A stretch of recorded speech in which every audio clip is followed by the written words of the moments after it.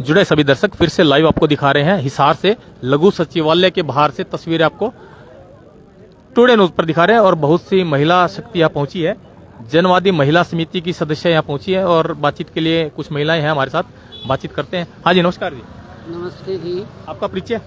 मैं जनवादी महिला समिति जिला हिसार की कैशियर निर्मला, और हम आज किसानों के समर्थन में जो किसान 3 जनवरी से धरने पे बैठे हैं, कल भी इनका रास्ता रोको आंदोलन था और डीसी साहब से जैसे बात की तो इन्होंने 20 दिन का आश्वासन दिया कि 20 दिन के अंदर सारे जितने भी 72 गांवों के किसान हैं उनका मुआवजा पहुंच जाएगा। लेकिन इन्होंने ये कहा कि हम लगातार जब तक हमारा मांग पूरी नहीं होती, जब तक सबके पैसे नहीं डलते, तो हम जो है इनके साथ में हमेशा इनका समर्थन करते रहेंगे। आज हमें ये जो झुग्गियाँ उजाड़ी है 13 दिसंबर से, इसको लेके भी डीसी साहब से भी मिलेंगे, क्योंकि कम से कम 20-21 साल से ये लगातार वहाँ रह रहे हैं, कोठियों में काम करती हैं, अपने बच्चों का गुजारा करती हैं, बच्चों को पढ़ाती हैं, कोई वहाँ कब्जा तो कर नहीं रहे, और उसके बावजूद भी इनको उजाड़ दिया। ये कहीं 10,000 किराए पे दे के रह रहे हैं, पेट के लिए तो मुश्किल हो रही है, किराया कहाँ से लाएगी कहीं। तो 1 मिनट में आपको रोक के एक बात बोलना चाहूंगा। जो सरकार दावे करती है महिला विकास की, महिला उन्नति की, महिला सशक्तिकरण की, तो कितने सही है वो दावे?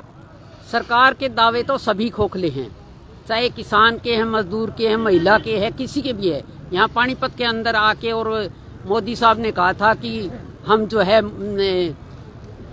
बेटी बचाओ बेटी पढ़ाओ का नारा दिया था, और बेटी बचाओ और बेटी खिलाओ ये भी नारा दिया था।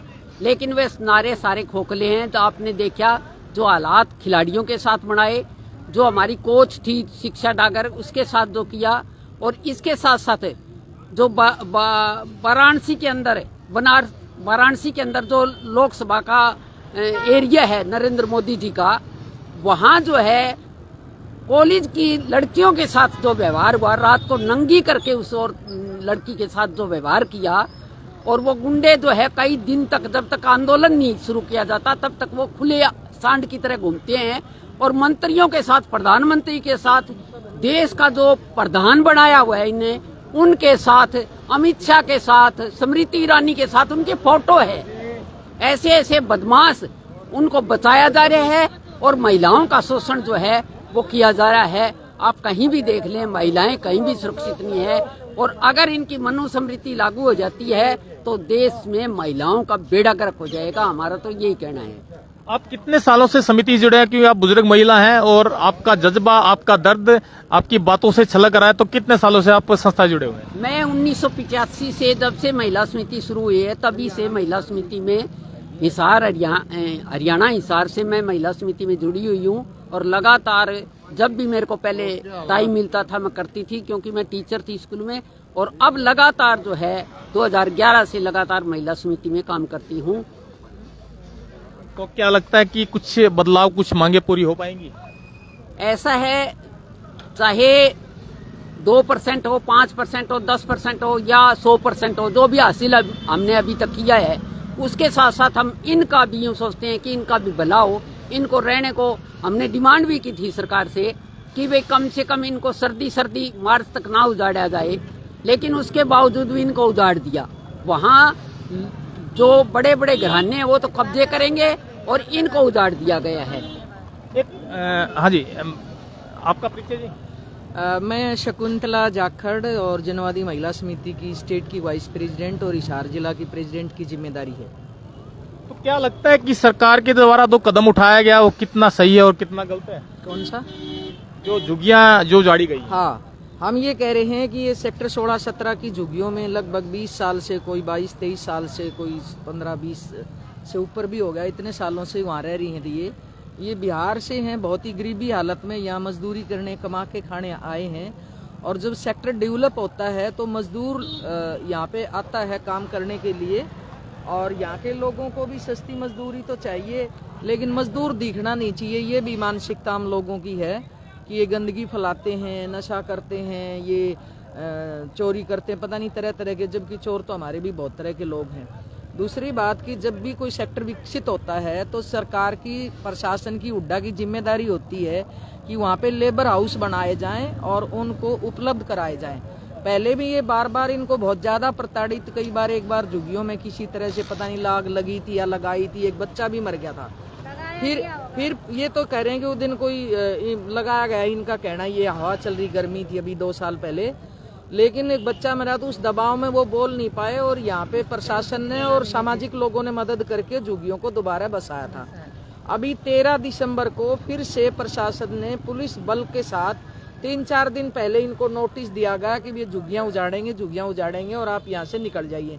ऐसा पहले भी कई बार कहता रहा। इन्होंने हमारे से भी संपर्क किया, जनवादी महिला समिति से, कि हमारी झुग्गियां उजाड़ेंगे। तो मैं, हो सकता है पहले कई बार कुछ बच्चे ऐसे हैं कि नशा, जबकि हमारे यहाँ के लोकल लोग उनसे बिकवाते हैं, इसलिए दबाव डाल रहे हो। तो मैं भी बिजी थी, 12 तारीख को भी इनका फोन आया, तो 13 तारीख को इतनी भारी पुलिस बल के साथ इनको बेदर्दी के साथ उजाड़ा गया। और इनके पास का रोड पे जैसे इनको 5-6 दिन तो पानी नहीं मिली, सब महिलाएं हैं वो रोड के ऊपर रही। और एक तो 2 दिन की जच्चा थी छोटे बच्चे के साथ, वो एक पॉलीथीन तान के वहीं पे, क्योंकि एकदम पैसा भी नहीं है, मकान नहीं मिलता गरीब आदमी को। तो अब ये ज्यादातर इनको पीटा भी गया, कई महिलाओं को पीटा गया। तो इतना खौफ पैदा किया कि इनके पास और कोई चारा ही नहीं था। और ये लोग फिर कोई 10,000 में, कोई 5,000 में, जो 2,000 रुपए में किराए में कमरा मिलता था, वो 3,500 और 4,000 रुपए में इन्होंने किराया वो कमरे पे लेना पड़ा। कहीं इनको 10,000 तो क्या, इनके 4,000 देने का भी ब्योंत नहीं है, 10,000 पे लेना पड़ा। और वो पैसा इन्होंने भारी महंगे ब्याज पे, जो फाइनेंसर होते हैं, जो ऐसा काम करते हैं, 5 और 10 रुपए सैकड़े उठा के, अब इनका काम भी छूट गया, बच्चों की पढ़ाई भी छूट गई। अब ये इनकी शक्ल चेंज हो रही है, इतनी ठीक ठाक रंग था कि हमारा जीना आराम हो रहा है। और ये घरों में काम करती महिलाएं। सरकार के द्वारा और प्रशासन के द्वारा कहा जाता है कि ये धीरे धीरे पहले झुग्गी झोपड़ी वहां पर डालते हैं, फिर सरकारी जमीन पर कब्जा किया जाता है और वहां से इनके कुछ पारिवारिक सदस्यों के द्वारा आपराधिक गतिविधियां की। तो कितना सही मानते हैं आप इस बात को? देखिए, आपराधिक जो गतिविधि है वो तो कहीं भी नहीं होनी चाहिए।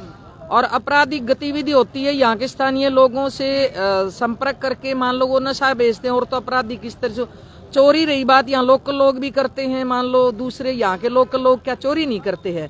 कब्जे के बारे में मैं वहीं आ रही हूँ।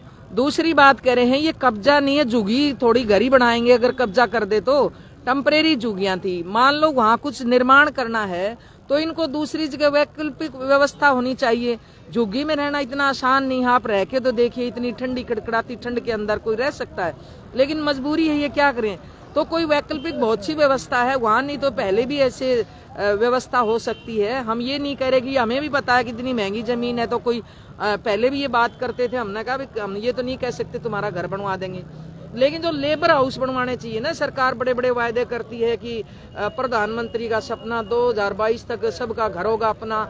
घर तो छोड़ो, इनको टेम्परेरी लेबर हाउस जो इनको तो मैं आपको बोला के ऊपर है, वो प्रशासन और शासन को करना चाहिए। तो वही बात मैं आपको बोलना चाहूंगा, न रहेगा किसान न रहेगा मजदूर, यानी कि 2024 किसान और मजदूर के बिना सरकार जो है विकास करेगी और देश को स्वच्छ बनाएगी। तो ये क्या बात है, सरकार उसी कदम की ओर है?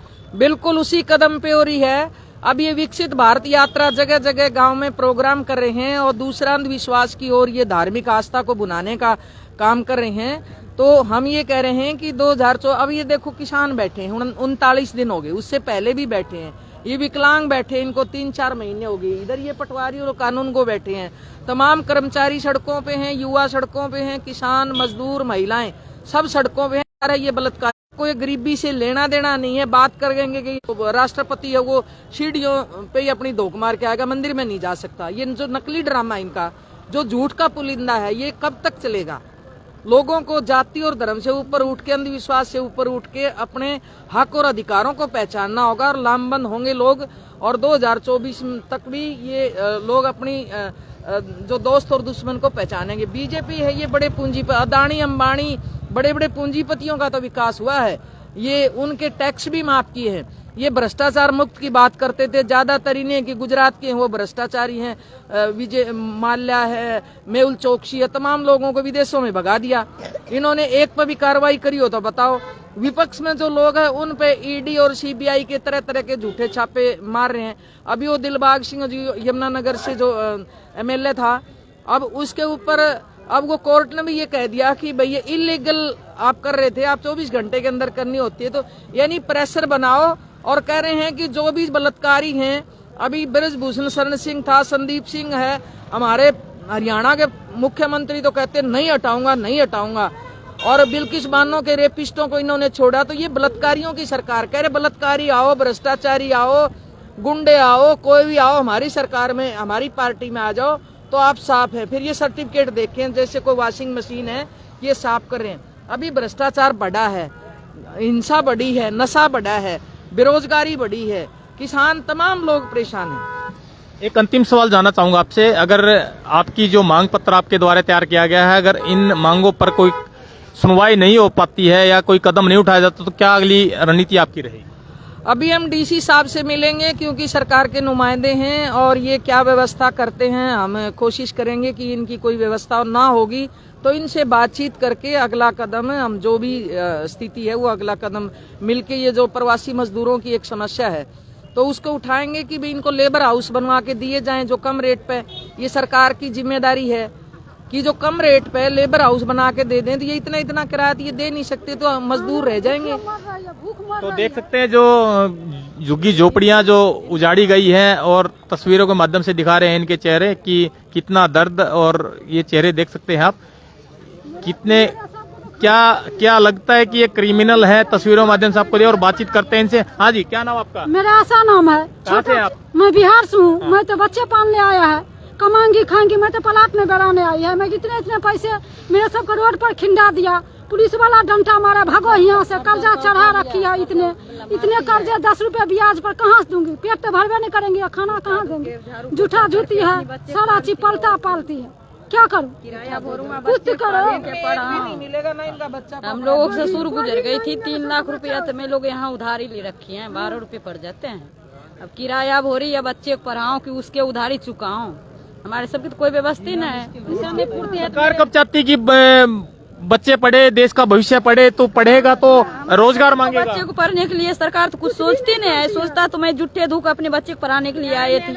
हमारे बच्चे की तो जिंदगी खराब हो रही है कि हम लोग अब किराया भरो, कि जिसके उधार लिए उसके भरो कि बच्चे को पढ़ाओ। यहाँ गरीब को बच्चे तो क्या लगता है कि आपको कोई समाधान इस बात का मिल पाएगा? वो मिल पाएगा नहीं मिल पाएगा तो सरकार के हाथ में है ना। सरकार तो हमारे कोई हेल्प नहीं कर रही है। जब सरकार ने हेल्प करे हैं तो यहाँ के लोग क्या हेल्प करेंगी? सो हेल्प करता था तो रोड पर इतना हमदर्दी करके नहीं छोड़ता था, सारा रो रही थी। यहाँ पुलिस वाला डंडे मारा था, मेरे छोटे छोटे बच्चा था। क्या कहना चाहेगा? पहले तो उजाड़ दिया बिन बताए, पता नहीं, हम लोग तो सोचे थे कि तोड़ेंगे कि नहीं तोड़ेंगे, बिना बताए तोड़ दिया गया। ऊपर से डंडे मार मार के भगा दिया और रोड पे हम लोग खड़े थे बाल बच्चे लेकर के, तो फिर उस पे भी भगाने लग गया पुलिस वाले कि भागो भागो। अब बताओ हम लोग कहाँ जाते? हम लोग गरीब बंदा और झुग्गी झोपड़ी में रहने वाले, कमाने खाने वाले, कोठियों में सफाई झाड़ू पोछा जो भी होता है सबको मारा गया, भगाया गया। झुग्गी में भी आग लगा दिया, पहले भी और बाद में भी भगा दिया। पुलिस वाले गुड़िया को, छोटे छोटे गुड़िया 10-12 साल को सबको मारती थी, बोलकर मेरे जुगी मत उखारो, हम गरीब लोग का है, हम कमाते खाते हैं, झाड़ू पोछा कोठी में करते हैं, आराम जूठा धोते हैं, हम करते हैं। बच्चे गुड़िया सब ऐसा ही बोली थी। हम सब कमरे ढूंढने गए तो कमरे नहीं मिली, रोड पर 2-4 दिन गुजारी है, अभी तक नहीं मिली है। हम सब ऐसे वो खाते, अभी तक नहीं मिली कमरे अस्थायी वाले। तो हम सब क्या व्यवस्था देगी सरकार? करो। ये मार्मिक दृश्य आपको दिखा रहे टुडे न्यूज के माध्यम से, और सभी से निवेदन है इस वीडियो को शेयर जरूर करें ताकि सरकार के संज्ञान में मामला आ सके। बड़ा ही संवेदनशील मामला है और बड़ी गंभीर समस्या है। देख सकते हैं छोटे बच्चे इनके साथ हैं, बिल्कुल मासूम सा बच्चा देख सकते हैं साथ में इनके, और बिल्कुल पाँव में चप्पलें हैं। और गरीब बच्चे देख सकते हैं, गरीब परिवार जो अपना देश यानी कि अपना गाँव, अपना जिला, अपना राज्य छोड़कर बिहार से ये लोग यहाँ पहुंचे हैं। हरियाणा में काफी सालों से यहाँ अपनी गुजर बसर कर रहे हैं और इनकी झुग्गी झोपड़ियों को उजाड़ दिया गया है। तो तो सरकार से निवेदन इस मामले की जांच करे और इनके लिए कोई न कोई वैकल्पिक व्यवस्था जरूर करे ताकि इनका गुजर बसर हो सके और इनके बच्चों का जो भविष्य हो खराब ना हो। निवेदन बार बार हमारी पूरी टीम का और सभी से सहयोग, इस मामले में सहयोग जरूर करें, शेयर करते रहे वीडियो को। टुडे न्यूज के लिए हिसार से प्रवीण बंसल की रिपोर्ट। जय हिंद, जय भारत, जय जवान, जय किसान। शेयर करते रहे वीडियो को।